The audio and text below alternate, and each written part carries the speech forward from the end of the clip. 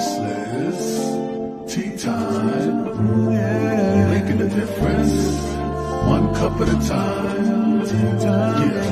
Miss Liz, tea time, yeah. Making a difference, one cup at a time. Tea time, yeah. So be sure to grab your tea, grab a seat, and tune in to Miss Liz.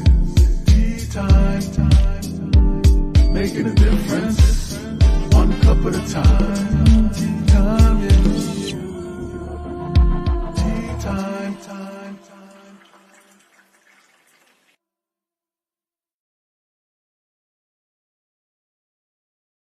Well, welcome to Tea Time. Yes, we are running a little late. Miss Liz just has some glitches sometimes, and we fix them. So we're here, and everything is up and running. So that's just the way life works, right? When you're doing all these virtual things, you have to just balance yourself with all the technology.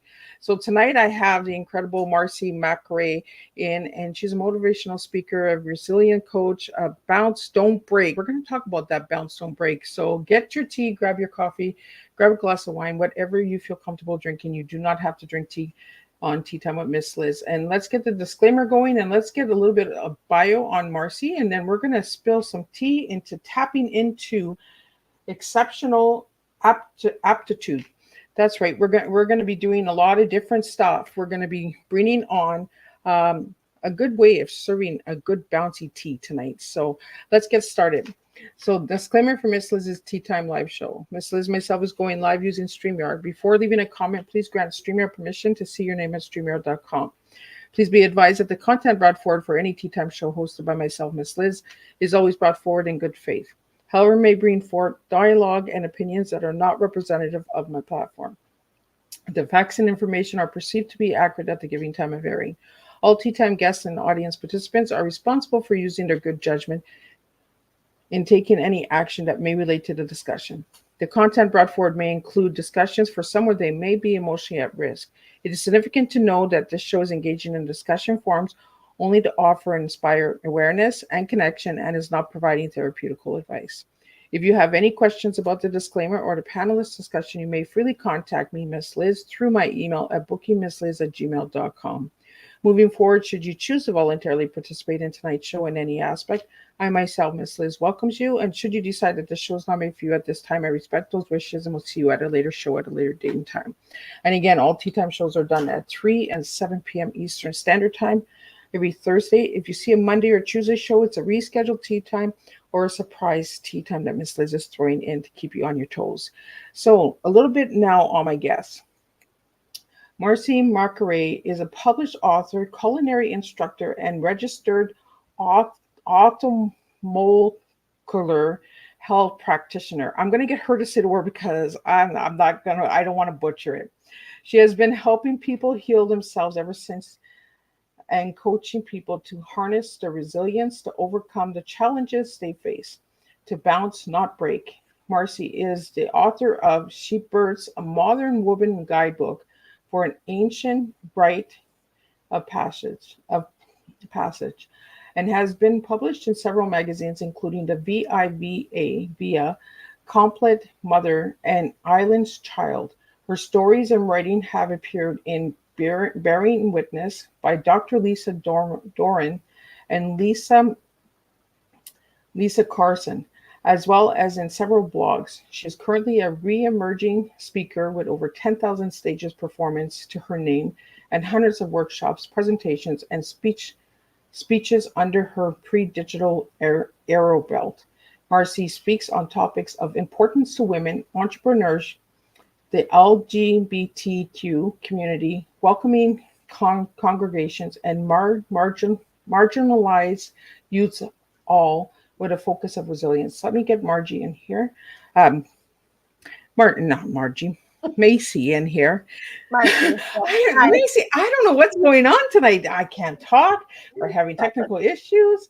I think it was because I had a phone call come in. That's why I booted us off while we were going live. So I was just like, oh, okay. So, but I'm still going to send a report. But it's nice to have you here Thanks, after so many months of talking. Yeah, exactly. Well, we've been talking to each other for a couple months back and forth. So Hmm. now I get to have you at my table and we get to share your story. So, Marcie, I want to get into who you were as a little girl and who you are now as a grown woman. Oh, that's an interesting way to start.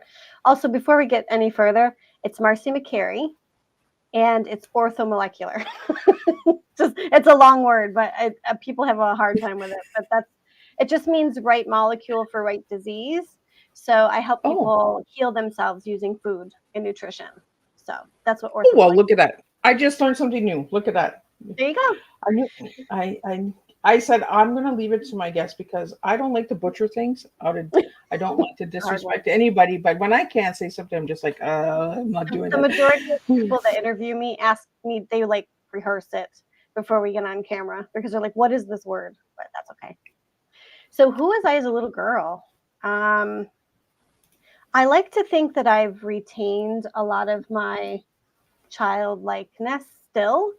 Um, as a child, I was very creative, very joyful, very talkative, and people who know me will say I'm all of those things still. Um, I deeply loved connection with people. I still do. I think I'm wiser now, a little less naive. Been through the ringer a few times, so I have some lessons under my belt. But I like to think that my heart is the same, and that my desire to give back. I've always been I always wanted to be a missionary. I always wanted to help save animals. I was always, that girl. So I think I still have that sort of nugget still in me. Well, and as a little girl, you wanted to be a missionary, and you're a speaker, you're a motivational speaker, and resilient coach. So, when you hear the word resilience, Macy, what comes to mind for you? So resilience for me means that when we fall, we don't stay at the bottom. We actually bounce up. And what I try to help people do is there's ways you can harness that fall, so that you can actually leverage it to bounce higher. So where you're going, you can kind of project yourself into the next phase. I think resilience is about um, learning from where we've been. Everybody likes to say that everything happens for a reason. I think that's a bunch of hogwash. I think that things randomly happen and there really is no purpose except that you can make a purpose by finding a lesson. But I don't think it's done deliberately or intentionally, especially bad things. I don't think happen intentionally to people. Marcy, I like when my guests are straightforward because that's my cup of tea, right? Is I like straightforward people, and I like that you use that word hogwash because Oldie but goodie. there's a lot of hogwash out there that we need to really Absolutely. focus in and bring a voice to. Um, Marcy, I want to get into the books, some of the books that you wrote, and then I want to get into the bounce, don't break, because I really like that statement, bounce, don't break. So let's talk a little bit about the books that you've been in. So I used to be a very sort of prevalent member of the natural birthing community. And so I wrote a book, which you've given the title of. And it's really about the spiritual aspects of giving birth and how it affects women when they don't have the birth that they wanted. Research has shown that when women have a desire to have a natural birth and then that's taken from them, and even if it's necessary, when they lose that opportunity, it can actually shake their foundation to the point where they don't trust their instincts as a mother. And I think that birth trauma is something that people overlook a lot when we're dealing with female needs. So that's why I wrote that book. It was many, many years ago. I'm in a different phase of life now. All my kids are at least 10 and up to 27 years old. So I'm past that phase now. But that was the first book that I published. And then I was in an anthology called Bearing Witness, where I was invited to participate in a natural birth anthology. So people submitted stories or poetry. I think I have two things in that book. VIVA, Compleat Mother, which is defunct now, and Island Child were all. So VIVA was a natural health magazine that you can pick up at a grocery store. It was beautiful. It's in Canada actually. And then Compleat Mother, which was a natural childbirth, natural parenting magazine. They're no longer in operation, but I submitted and contributed to them quite a bit. You'll also find me quoted, like if you Google my name, I have a lot of memes and things sort of associated with natural birth. Some of the things I wrote have become sort of sayings in the birth community and mantras for strength, which I love. But yeah, so that's sort of what I did before. One of the things that I did before. I've done a lot. My friends will say, like, you know, I had a friend ask me to list all of the things I've done in my life for money or for like a side gig, and yeah, it's been like 37 different things. So I like to say that you could plunk me down pretty much anywhere, and I could do whatever I needed to do. You know, so lots of variety. Well, Marcie, that's one thing we haven't talked about much on Tea Time, or I don't hear that much, is the birthing trauma. You know, and that explains a lot, because I had my second child was a C-section, and it kind of threw me for a Mhm. whole loop, and I felt disconnected to my child. So when you brought Mhm. that up, I was like, "Oh, that makes a Yes. lot of sense." So C-sections obviously sometimes are necessary. I mean, I used to be very hardlined about it, like C-sections were just terrible. But now that I'm older and wiser, I know that sometimes they're actually really necessary. But they do cause trauma. I mean, you're cutting a woman open to pull out a child. The child doesn't benefit from the sort of bacteria that they would receive going through the birth canal. So a lot of people who are born by C-section have lung or digestive trouble. And the women who are recovering from this very major surgery are often treated like they should just be up and moving. And what is their big problem? They have a healthy child, but attending to the needs of the mother after the birth that has been traumatic is super important. I think it not only can cause a disconnect between you and your child, but it can also cause a disconnect between yourself and your body. So Oh, you can struggle with connecting to your sexual sensual self as a woman. You can have a disconnect between sort of your confidence in your body, even being able to read and plug into your body. So C-sections are very traumatic, even if they're necessary, and I'd love to see more work in supporting women after. So yeah. I think we need more conversations on this, because as we're talking about this tonight, I'm like sitting here as a mom who had two C-sections, and Mhm. I struggled with them, and this makes a lot of sense, but there's Yeah. no I haven't heard of any support groups or anything like that work with birth trauma. Have you?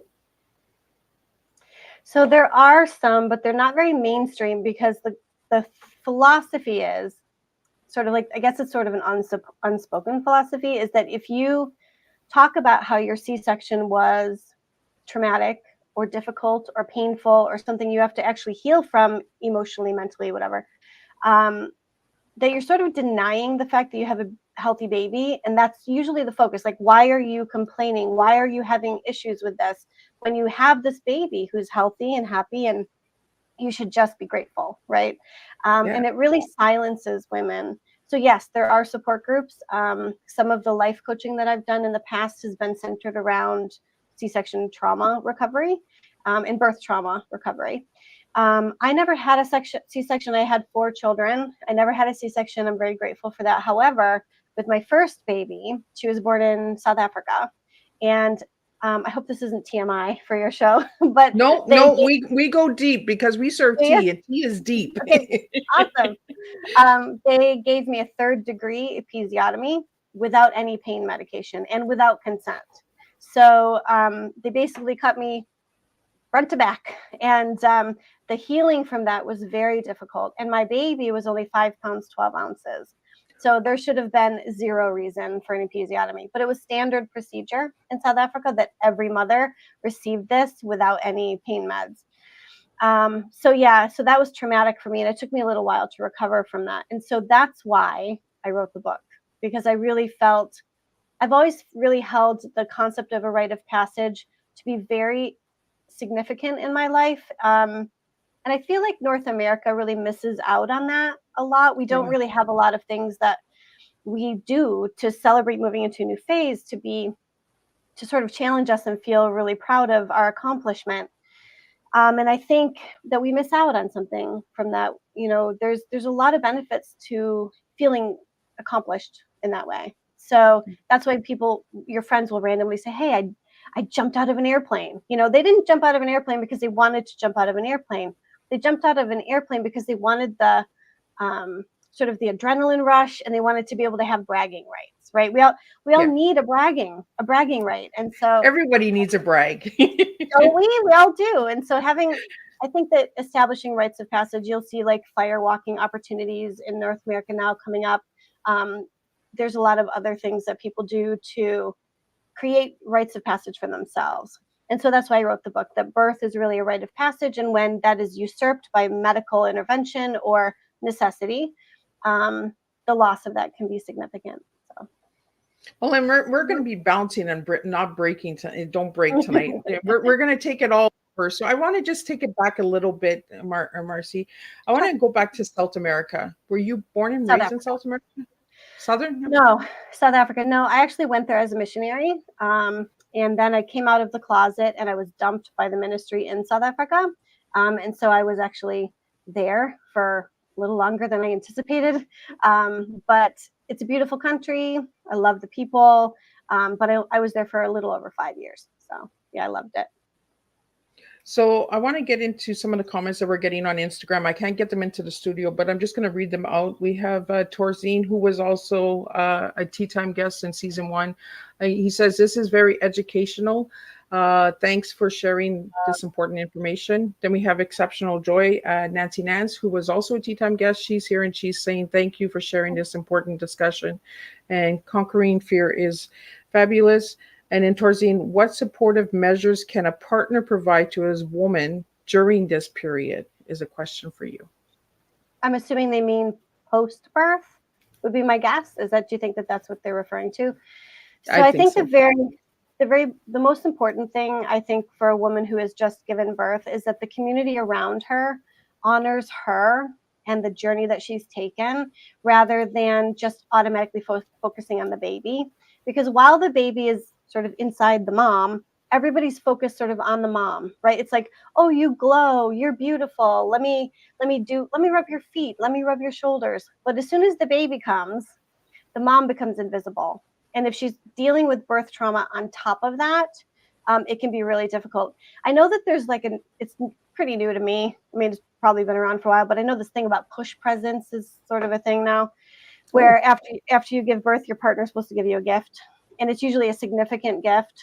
And I think it's poorly done, but I think it is a way, it's like a way our culture is trying to honor the mom. I think more helpful would be just like gathering around the mother and supporting her with meals she doesn't have to cook and laundry she doesn't have to do. And, looking at her, talking to her, how is she doing? I think it's really important to not pass over the mom when she's just given birth. And I've never heard of this post present. I'm learning so much. I'm learning so much tonight, and my guests and listeners are so much as well.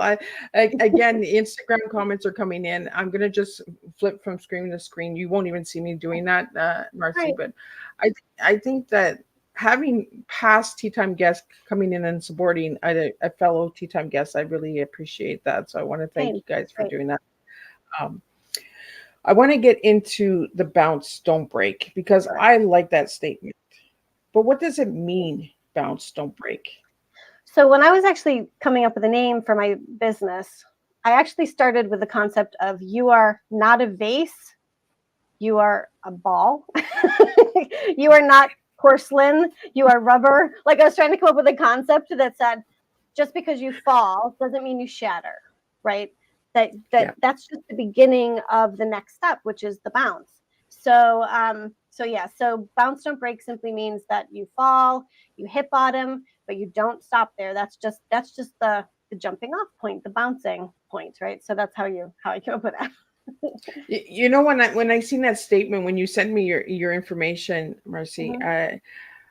I thought of these little rubber balls, the little rubber balls we played with in the 80s, and we just bounced and it boom, boom, boom, boom, boom, all over. Yeah. That's what I thought of when it said bounce, don't break, because you throw the ball doesn't break. It just bounces. Yeah, right? That's absolutely correct. So that's kind of like how life is, right? It can be. And I think that one of the things that I'm working to do is to help particularly women be able to harness that bounce and direct themselves somewhere. So it's not sort of chaotic and just going everywhere. So there are some tips and things that I give people in my coaching and in the speaking that I do that will help people to realize they're in a fall and then be able to harness it to go in the direction they would like to go rather than just hoping they land somewhere good, right? Well, especially when we hear the fall part, right? We always think when we fall, we're going to break. And it's like Yeah, you said, we don't need to break all the time. We can right. fall and still get up. We don't have to Yeah, have that crack in us. Sometimes exactly. when you drop a cup or something or a plate, it doesn't break. Correct. It, And it also, depends on the fall, right? if you think of the ball when it hits the ground, have you ever watched a ball hit the ground in slow motion? So it kind of flattens out a little bit, and there's a pause, there's a quiet, there's a hush before the next phase, which is the jumping, the bouncing up, and the expanding again to be able to propel itself somewhere. And I think that sometimes when people fall, they land, and that hush, that quiet, they don't realize that there's more to come and they get discouraged. They feel stuck and they don't know what's next for them. And every situation is obviously different. Every set of circumstances is different. But that image is really strong because if you can remember that we are made to bounce, that hush before the bounce is actually a great period of time to prepare yourself and to get ready to propel yourself where you need to go. I like that. I like the hush. We all need a Mhm. hush. Preach it. Preach it. We definitely do. So I'm gonna take you another way. We're gonna bounce tonight. I found that you made greeting cards as a single Mhm. mom. I And did. this afternoon we had Memory Graham on who makes legacy books. And I just felt that you guys connected. The universe That's put cool. you guys together, my guests together. So tell us a little bit about these greeting cards. Okay, so I did it twice in my life because I'm a writer by trade. That's really my biggest passion and love. And so when I was in South Africa, oop, I hit my mic. This is a new mic and I keep forgetting that it's attached to my clothes. I was in South Africa and obviously I was stranded and I needed to be able to provide for myself and my 14-month-old baby. So I hand painted with watercolor greeting cards and I would write original words on them, poems or sayings, and then I would sell them or trade them at the farmer's market. Um, the first time I went to the farmer's market was really beautiful because I had learned how to wrap my baby on my back with a towel, like the African ladies do. So I had wrapped her on my back and pinned it the way they do, and I had my greeting cards in my hands, and I went to the market, and there was like no place for me, but there was these beautiful like bright fabrics laid out. And then all these artisans with their carvings and their basket weavings and their jewelry, they're just sort of lined up in these beautiful headdresses and all the bright colors. And I kind of was looking around and I hear, come. And they like pat the ground, and they scooch their things over and they made space for me and my daughter. And and it was just a really beautiful connection because I was made to be one of them, even though I was very much not, right? They welcomed me in and they made it a warm and safe place for me. So that was a beautiful experience. Then I moved back to Buffalo a few years later. I'm in New York, Buffalo, New York. And I started a company called Healing Art Design Works, where I took greeting cards, like watercolor colors that corresponded with the chakras.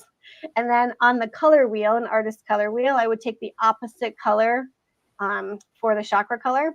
And I would paint with both of those colors in different patterns and kind of movement on the paper. And they were intended to be meditation cards to balance your chakra energy. So it was actually quite well liked, and it did very well for a while. And then I just moved on to something else. I'm a bit of a bumblebee. I flit. So yeah, so, so I You're the didn't stay bouncy there girl, long. right? I am, yeah, for sure. And for the listeners out there and the audience that's listening, and we're getting a couple more comments, so I just want to share them with you about Nancy Nance has said, Mama care is very important after birth. Love and support reduces postpartum. Postpartum syndromes can be reduced with support from family, friends, and supportive energy workers. And Yes. Torzine said, amazing. Wonderful. So we really don't talk about birthing trauma and postpartum depression and that as well. And womanhood. We don't really speak about womanhood. We Hmm. talk about being women, but we don't talk about the womanhood. Yes, or about our feminine, the divine feminine. So I feel our cultures really focus on equality, which I'm a feminist. I'm thoroughly all about equal, equal access, equal rights, all of that. Equal pay, for the love of God. Can women please get paid equally? But um, Right? but I don't know if that's ever going to happen, but yeah, we got to keep keep trying, trying. keep trying. But women are not men. Men are not women, and we have differences on purpose. And I feel like a lot of the gifts and the beautiful things that women bring to the world are often overlooked, because we're trying so hard to be equal that we start to emulate masculine traits. We start to think that if we're going to be a boss babe, we have to be rough and like unmoving and like non-negotiating, and but female energy is actually a welcoming energy. So the best way for us to harness our energy is to make space, for welcoming people in and for calling them into our plan, our energy, our vision, rather than trying to force them. Right? It's better to like, seduce, so to speak. Yeah. seduce people over to our side.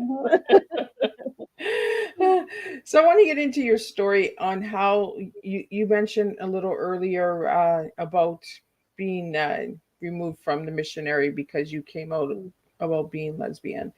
Correct. How did that affect your life, Marcie? Oh, well, I was stranded because they wouldn't fly me home, and they refused to renew my work visa, which meant I couldn't leave the country and I couldn't work in the country. Um, it affected my life in a lot of ways because I think it really made me take a hard look at the belief system I had been holding for so long. I've walked away from Christianity for that reason. I'm open to that which is greater than us. I believe definitely in something greater than us. And I just don't like to put the label to it because I think it's dangerous when we try to, I think it's dangerous to try to define something that is, everybody has their own sort of vision about it, their own viewpoint on it. Have you ever heard of the parable of the blind men and the elephant? I've heard a little bit about it. Yeah. Do you mind if I share it really quickly? Yeah. Go ahead. No, go ahead. So this is actually how I believe about God. So there was an elephant, and there were 5 blind wise men, and they were all surrounding the elephant, and they were asked to describe what an elephant is, what they look like. And one man said, "Oh, they're long and wavy and thin, and they move like a butterfly wings, right?" Then another one said, "No, it's short and it's kind of whippy and has a little bit of a furry thing at the end. And no, an elephant is actually very long and very wrinkly." Like they all had their own version of Yeah. the description of the elephant, because you can only access a part of something that's so big, right? And that's sort of how I feel about God or anything really spiritual. I think that every kind of religion, every belief system, and every human, we have our own little portion, which is true. It is a truth, but it isn't the whole truth. And we can't know the whole truth because we're not intended to. We're intended to see it, spirit, God, as a mystery. It's our intention to seek it, to learn about it, to delve into it. If we had the whole secret answered, then I think that life would be boring. And I think that there's too many lives lost. There's too many families broken up. There's too many hearts broken because a person or a group of people believe that they have the whole truth and nobody does. Anyway, that's my little No, little side. and I'm glad that we're bringing this up, because these are conversations we need to be bringing to the table, right? It's conversations Mhm. that everybody want to hear. That's what you hear on Tea Time. Miss Liz brings those conversations to the I love table, that. because we need these real and raw conversations of the, Yeah. not. For me myself, I've walked away from Christianity as well because of so much enforcement. You can't do this, you Mm, can't do that. If you mhm. do this, you're sinning. You're doing this. Yeah. I, You're going to I hell. I feel that they're the biggest judges out there. Mm, I believe in God. I just don't believe in the religion, because the religion, it feels like it's being enforced. It's yes. telling you Exactly. who to be and what to be, and when you should do this and when you should do that, and all of that. And I've tried many different religions, and I'm just like, it's not for me. I'm more on a spiritual journey Mhm. than I am on a religious journey. And I think a lot of us get pulled to the spiritual side because we're getting so judged on the religious side. It doesn't mean Well, that we don't believe in God. creativity and the multidimensional aspects of us being human, we can't really thrive in an environment that is so um, like rigid, right? We Yeah. need something that is expansive and will move with us. Otherwise, we have to break out of that mold and move into something else. And spirituality, which is a big umbrella, it's an opportunity for people to be in the presence of the divine without those constructs, right? Which is why a lot of people find themselves under that umbrella. Yeah. So we have a couple more comments here. I just want to bring them up. Um, uh, for the women's right, pay, we will be paid more as we continue to heal our Mhm. soul wounds. Oh, that's Forced true. compliance is unacceptable. Feminist energy is beauty, which is all of us, both men and women. And Mhm. dogma is dangerous. Dogma is definitely dangerous. Yeah, agreed. and and it's something we don't talk about, right? And I feel like we're Wow. on this balance thing, right? This balance scale of, if you do this, then you rise. If you do this, Yeah. then you fall. You know, Hmm. and Yeah. it's more of the ones that are falling and bouncing, like back to the bounce, don't break. It's the Yeah. ones that are bouncing from that fall that are Hmm. rising, Hmm. because Yep. we're opening up the mind, right? We're having that open conversation, saying, but why? Why do you feel this way? Why do you think that it makes me less of a person if I do this, or my sexuality is this way? You, Hmm. you know what I mean? Yep. I'm still a human being at the end of the day. And I think that's where we have lost ourselves. Mm, So, I agree. do, Oh, so Marcy, do you speak? sorry, we have a Go delay all the ahead. time.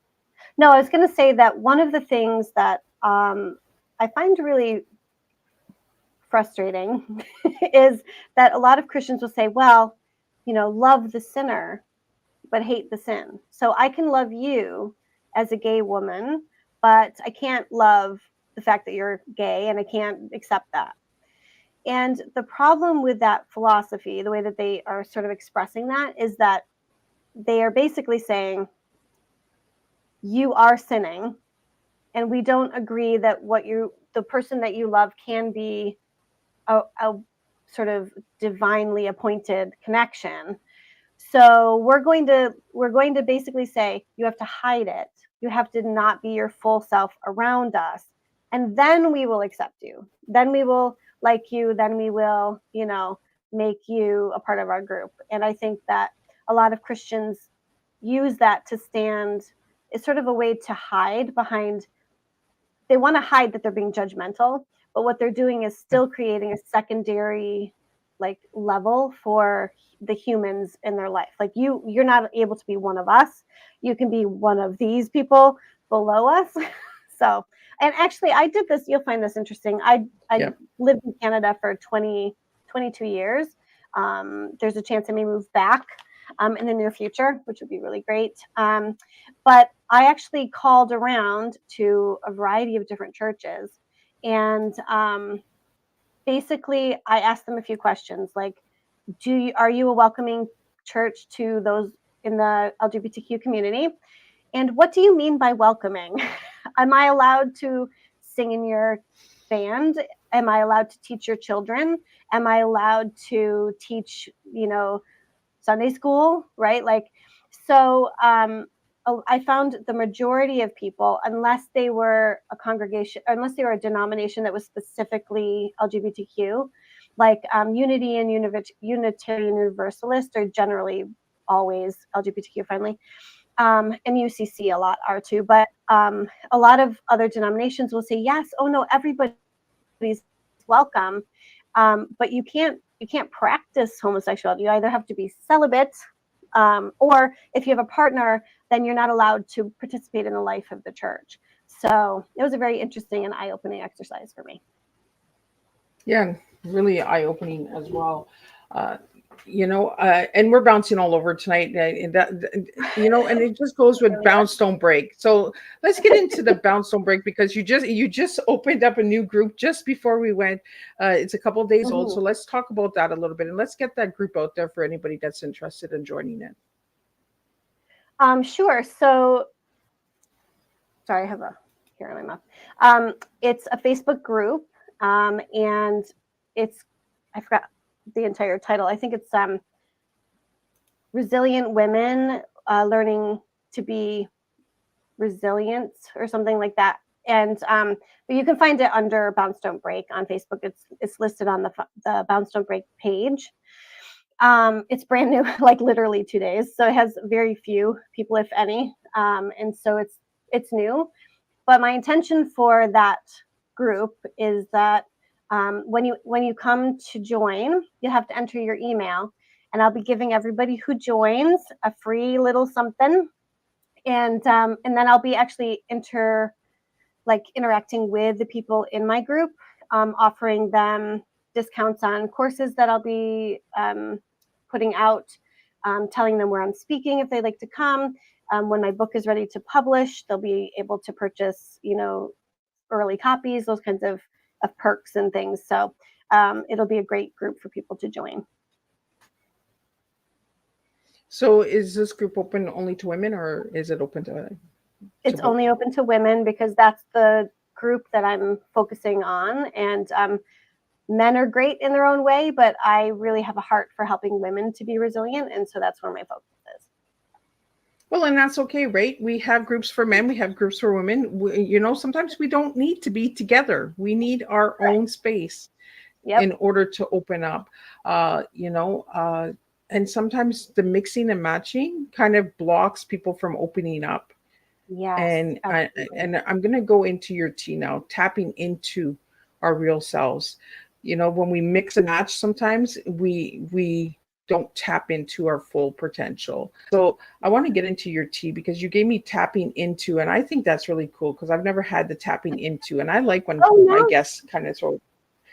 So let's talk about that tapping into for a bit. So I think it was tapping into extraordinary aptitude. Is that what I chose for my T? Yes. Okay. So so really it's about being able so knowing how to bounce and then tapping into your ability to do that. So an aptitude is like your that you're good at it, right? So having extraordinary aptitude at being able to be resilient. So that's kind of where I was going with that. That was an interesting exercise to do that. It was tricky. Yeah, a lot of people, when they say, Miss Liz, what are you doing with this T? And I'm just like, I want you guys to express yourselves through words because we all have a T. We all have it within us. And storytelling is very simple. We can use words to express our stories, and we can start a conversation with 3 little words and open up the door of wonders of understanding someone on why they do this and the purpose behind everything. And you talk about a lot of the chakra and womanhood and birthing and that. So I want to dig a little deeper into that because I want to tap into that a little more because I don't have conversations. I don't have this woman to woman conversation. Yes, we have males that are watching right now that are going to probably pick up a bit of tools and tips to understand us a little bit. So I want to get into that tapping into our real womanhood with you, Marcie. Okay. Where do you want me to go with that? I want you to dig deep, and I want to come from you because you're the one that has all the birthing experience and all of that, and I'm learning from you tonight. You're teaching me tonight. So again, the birthing community work that I did was more than 20 years ago. So it's not really a part of what I'm doing currently, but I do sort of retain the belief about women's strength, feminine energy being necessary to the healing of the world. I believe that women have a divine purpose, and that a lot of, especially the younger generations, have lost sight of the beauty and the strength that can be found in femininity. I feel like there's a lot of women who are lost right now because feminism has done us a bit of a disservice in some ways, in that, you know, we have been told that to be feminine means that we have to look a certain way or behave a certain way, and that those who don't fit into that box are therefore not female or not feminine. And in the LGBTQ community, you'll see a wide range of feminine energy expressed. Some are, you know, a balance between masculine and feminine, but they're still women. Some are very feminine. You know, I consider myself a high femme, which means I'm the girliest of girls, and I love that. I used to be more tomboyish when I was younger, but I feel really comfortable where I am now. And I think that some of the things that are happening to women, the increase in deaths by male partners, the like sexual assault increases, the domestic violence increases. I think it's a warning to women that we need to come together, and this is the time to be forming, you know, our own spaces. It's a time to be electing officials that will vote the way we need them to vote. You know, our rights are being chipped away. Not only have we lost abortion rights, but they're also talking about removing contraception rights, which means everything from condoms to birth control pills could be outlawed. They're thinking of removing women's right to vote. They're thinking of removing the ability to get out of a marriage. So once you're married, you do not have the right to divorce. And so I'm seeing these things as a warning that our feminine energy, our feminine strength has been taken for granted, and we've lost some of the keys to the wisdom that our mother, you know, had. And so I think that bringing back some of those things about strength and joy as a strength, as like a power. And also, one of the things that I teach is, especially women tend to be very multifaceted. So, you know, I may do one thing today, but I can do 5 other things because women are so good at having, right? All women, we're all good at having multiple irons in the fire, multiple interests, multiple talents. And I feel like, you know, it's really important to say, like, when you reach an end to something, you can reinvent yourself. It's never too late to start over. It's never too late to be a different version of yourself. And it doesn't make you flaky or unable to commit.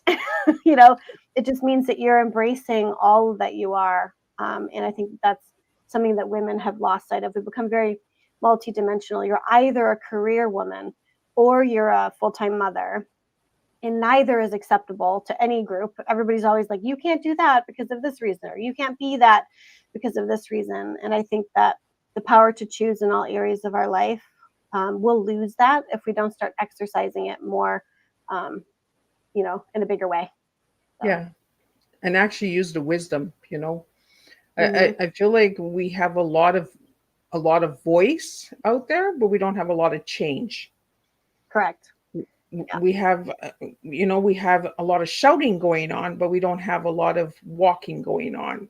You know what I mean? Like, there's a lot of people speaking on change and empowerment and stuff like that, but we're not actually moving forward with change because we've lost the wisdom. We've lost what our ancestors have shown us because it's so noisy inside, right? It is. You're in this box, you're in that box, you're in that box, we're being put into all these different boxes that we're losing the wisdom of who we are as a woman. Mm-hmm. Yeah. Finding a community of women and participating with them in a way that is vulnerable and honest, where we share the not so great parts of ourselves, so that the other women can identify with them and we can be stronger for it, is something I think we need more of. And that's part of what I'll be doing in my group is really honest check-ins with the people who are a member of my group so that we can all support one another in a very real and vulnerable way. And one thing I want to ask you, Marcie, there's so many groups out there. There's so many womanhood groups out there, right?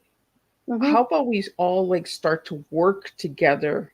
And I find that there's so much division, there's so much confusion because my group is this, my group is that, and my group is, you know what I mean? Instead of supporting a sisterhood, we're losing that as well. So and I love the word resilience because there's so many resilient women out there that don't even know that they're full of resilience. Correct. Yeah, for sure. Because they've lost their way. They've lost the wisdom of understanding themselves as a woman because of society and programming and taking our choices away as a woman, you know? Yeah. So how do you feel about that? I think that resilience is built into every human, male and female. But I think that the way that women are resilient is different from the way that men are resilient. And while I don't have a desire to be sort of divisive with other groups of women, I think that having a focus and a goal, and having women in your group who are also focused on that same goal is a very powerful tool. And sometimes, there are a lot of groups that I'm not really interested in, like they're either too shallow or their agenda is not something I want to sign up for. And so I think having different groups is important because we're all very different people and there's so many people in the world, right? But yeah, I would love to see a place where everybody, regardless of their religious beliefs, their sexual orientation or beliefs about it, their, financial status, their skin color, everybody can just all the women can come together and work for the higher good. But the chance of that happening is very slim until we can start to speak each other's language and put those things aside. And until that's possible, I think that having goals that will build a community of women and strengthen them, even if they're separate from the other groups, is important. You got to start somewhere. Right. It's coming together. It's like you said, we need to come together. Yes. There's so many boxes out there. We got to just take the boxes out and we just got to learn to come together. Yes. Our ancestors are the women before us, our great grandmothers and our great great grandmothers and great grandmothers. They had that sisterhood, and I think it had a lot to do with food. Oh, that's funny. Yeah, food is something that I do a lot of, and I've experienced some really interesting moments with food in different cultures. But food is a part of it. Ceremony, ritual is another part of it. Women in a lot of cultures have been the holders of the connection to God because we are the ones who create life. I don't know if you ever heard that phrase. There's a phrase I love. I can't remember who said it. I wish I'm going to have to Google it. But they say, women bleed, but they do not die. And that's really, it's a sentence that's always really stuck with me. I mean, we understand scientifically why we're bleeding, but I do think it's very interesting that women are we give off blood every month, and it doesn't weaken us and it doesn't make us die. And I think that's kind of a really interesting concept. We really are resilient even month to month. And I think that sort of is proof that we're designed to be resilient in a different way than men are. I'm kind of glad that you went in that door and opened that door because menstrual cycle for a woman it's strength. You know, It is. we lose Yep. this blood. You know, uh, Hmm. but society has put the stigma on menstrual, especially Oh, in yeah, some cultures. It is looked down on. of course. Uh, so what message do you have for the women out there that are going through those experiences where, they're told they're less of a woman because they're bleeding or Well, I mean, that's just ridiculous. If they're not, if it's kind of like, it's not only about the menstrual blood, it's about women's bodies, right? Because if we can shame 11, 12, 13-year-old girls into being ashamed of what is a natural part of feminine, their femininity, we can keep them from fully expressing themselves as women. So I think that, like, I've have my daughter has not yet reached age of menstruation yet, but when she does, I'll be putting together a moon box for her with a bunch of different kinds of products and celebrating her coming into womanhood. When my oldest daughter started her menses, we did a ceremony for her, and she got a goddess name, and she got celebrated by all the women in the family, and I'd like to do something similar for my young daughter. I think that's really incredible what you just said, because we don't celebrate the girls, in Yep. today's society. We're just like, here's your pad, put it on. Like, Yeah. uh, Yeah. for me, I started very young because of sexual abuse. I started at the age of 7. So I honestly thought I was dying. I Um, wasn't prepared at all. There was no conversation. Nobody else at that age was having menstrual cycles. So mm, so there was a lot of trauma there. There was a lot of fear. yeah. Um, Your body was so trying to how can we flush it have, out. right? And how can we close the fear through menstrual cycle? Because there's a lot of fear on menstrual cycle. I mean, obviously, basic education is important. If a girl understands what's happening with her body, that really helps. But I think as far as the shame, which is a different kind of fear, I think that um, helping them to understand that without it, we cannot be the bearers of life.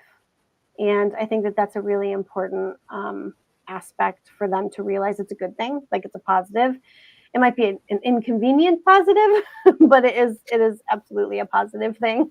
And with all of the different menstrual products available now, finding something that feels good for the person is really easy. I mean, there's so many options. We have a wide variety now, so that's really good too.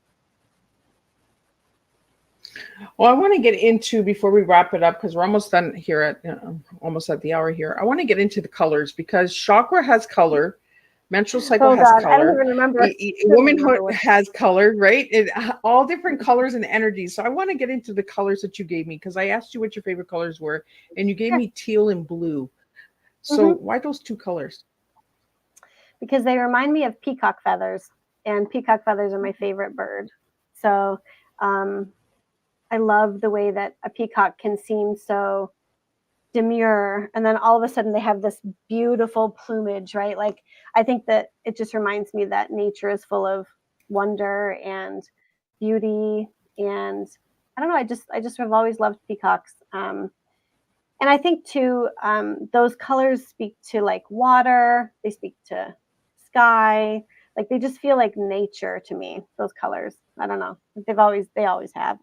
They've been my favorite colors for since I was probably 6. Like I just always loved them. I wear them a lot. I do a lot of decorating with them in my house. Yeah, I feel really good with them. Well, and I see a blue in the back here. I see a blue Yeah, curtain. So the curtain. Yeah, exactly. so what message would you have for all the ladies out there tonight?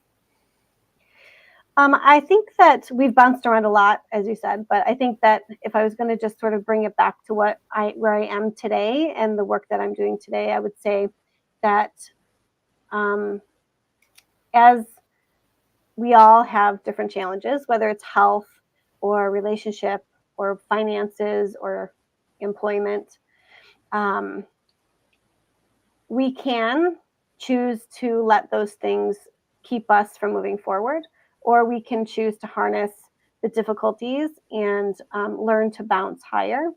I would encourage women to connect with me if they're looking for tips on how to be resilient, and to really trust that those things are innately a part of who we are as women. And my job is to really help you tap into it, because it's been there all along, and that it's never too late to start over. Well, I really, really appreciate this conversation. And we did bounce around, Really and did. bounce don't break. I think it was a perfect night to do it, right? Because we had that bounce don't break, and we threw a lot of bouncy balls out there with a lot of education out there and a lot of information out there, you know. Yeah. And I think that sometimes we need that education, we need that open conversation, and we need to dig a little deeper. We need to tap into ourselves. Mm-hmm. So, I have a question here from a viewer, and they want to know what your favorite chakra color is. My favorite chakra color. Well, I'm a real fan of the root chakra, and I believe that's red. But it's been a long time since I've done that work, so I'm not even entirely sure. But yeah, I think that the root chakra, which would be the base of our spine, it's where all of our Kundalini energy is. So all of our sensual, powerful, like money energy, all of the power centers come from our chakra, or from our base chakra or root chakra. So I think that that's probably the place that I would start, being something that I enjoy focusing on. Well, and I think the root is like the motherhood, right? The womanhood. Yep, right around your Yeah. womb area. Creativity, life, birth, Yeah. money, sex, yeah, all of it. All the good stuff is Which there. makes a lot of sense. Yeah. So for any of the books that we talked about earlier in the show, where can they find these books? Can they find them on your website, on Amazon? Where can they find these books? So She Births is on Amazon. The book that I'm working on now is not yet totally sure of a title, but it's coming. And that book will be hopefully released by the end of the summer. That's my goal, is to have it written and ready to go. And being a part of my page or my group is the best way to see that announcement when it's ready. So, and Marcie, do you want to just share your website and spell it out for all the audio listeners so they can check you out? Sure. It's bouncedon'tbreak.com. So it's www.bounce, BOUNCE, don't, without an apostrophe, and then break, BREAK.com. Awesome. And I really had an enjoyable time sitting and talking with you. We need these woman to woman conversations. And sometimes glitches is just like womanhood, right? Just like motherhood. We have these ups and downs. We go, in and out. So I really want to just thank you. I think the good old universe is just playing and seeing how far we would really take the tea time and go deep in that. So I really want to just thank you. And before we wrap up, I just want to quickly talk about food just before we wrap up. So you work with food, right? And you said the ceremonies and food. So what ceremonies and food can we bring into our lives to tap into our womanhood a little bit more? So no, I think our lines got a little bit crossed. So I'm an orthomolecular health practitioner. So I help people heal themselves using nutrition and like supplements and food, basically. But as far as food, like I actually teach people with developmental disabilities how to cook. And I used to be a personal chef, and I owned a bakery that was gluten-free, sugar-free for a really long time. And so I've always been in food, but I was just speaking about experiences I've had in South Africa in different like cultural settings. The food experiences were very different than North America. So that's a lot of different stories, but we'll have to do that another time. Yeah. And that's what I mean. Like I wanted to end up on that conversation because I do want to bring you back, because I want to talk about more on womanhood and food and that. This is a conversation I think that needs to be more at the table. We have a lot of people that are engaging in the conversation tonight, and they're asking for more. So that's why I pushed that last question out there. But if you'd like to know more about Marcie, check out www.don'tbreak.com. If you'd like to see Marcie's Tea Time, you go to Miss Liz's website at www.misslizsteatime.com. And we'll be back here next Thursday, same time, same place, serving 2 teas. But before Thursday comes, on the 22nd, we're going to have a returning guest that's coming back. He has a new book coming out. So Markland J. Johnson will be joining us, and he'll be sharing about his book as well. So we'll be talking about racism and all of that stuff. So Miss Liz touches on those hard topics that need to be touched on. So until then, I want to wish everybody a good weekend. Stay safe and have conversations like these, because I think they're deeply important to have them. You don't need a tea time to talk about them. Let's just pour the tea wherever we are, and let's have some good old woman conversations going on. So again, I'll see everybody on the 22nd, and then on the 24th, I believe it is, or 25th for the last two. And we'll be talking about Parkinson's on the 25th, and we're going to be talking about the IGNA series, where we have Charles and Roxy joining us back for the second time. So lots of persons, so join Miss Liz for all of those on Thursday.